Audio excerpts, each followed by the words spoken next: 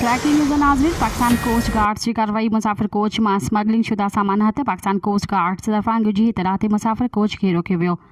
बादशाह खान कंपनी के मालिक और कोच के अमले तरफां स्टाफ के ख़राब नतीजा भोगण जूं धमकियों। मुसाफिर कोच ॻुझनि खानन में 1050 किलोग्राम छालिया आला क्वालिटी जूं 1300 किलोग्राम कपड़ों और बियो सामान हथ।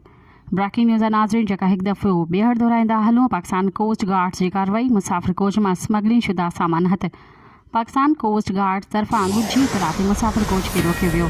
बादशाह खान कंपनी के मालिक और कोच के अमले तरफां स्टाफ के ख़राब नतीजा भोगण जूं धमकियों। मुसाफिर कोच ॻुझनि खानन में 1050 किलोग्राम छालिया आला क्वालिटी जो 1300 किलोग्राम कपड़ो और बियो सामान हथ। मज़ीद ख़बरन ऐं तफ़सीलात लाइ विज़िट कयो असांजी वेबसाइट www.awamiNewsHD.com ऐं ॾिसंदा रहो अवामी न्यूज़ HD।